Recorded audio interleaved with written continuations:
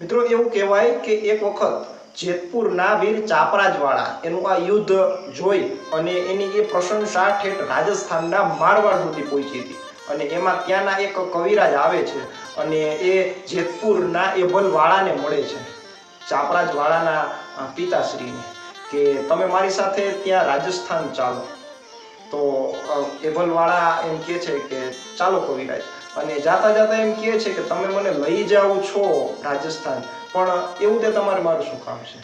તો કે જેમ જેતપુરની ધરતીમાંથી જેમ ચાપરાજ વાળો તમે દીધો છે ને, એવો એક ચાપરાજ તમે મને મારા રાજસ્થાનની ધરતી માથે પણ આપો.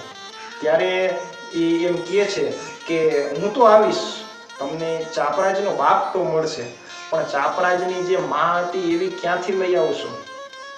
તો એ સામે પૂછે છે કવિરાજ કે એવું તે શું હતું જે ચાપરાજવાળાના માતાનું કે જે અહીંયા નથી?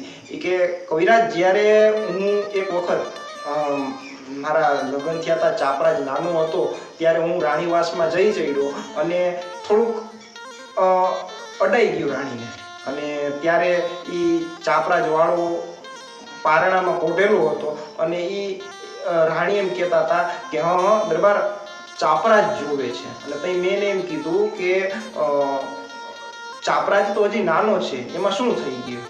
પછી એ ચાપરાજ વાળો પડખું ફરી અને અવરો સૂઈ ગયો હતો.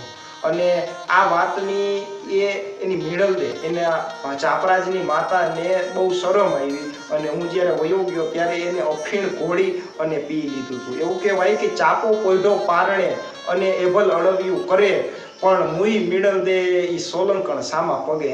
ઈ ખાલી એટલી એને શરમ લાગી હતી, એ મર્યાદા હતી, એવી તમે ચાપરાજ વાળાની માતા ક્યાંથી લઈ આવશો? એવી મળશે?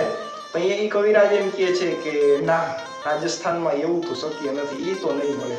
તો કે ચાલો પાછા જેતપુર, બીજું શું હોય. જય માતાજી.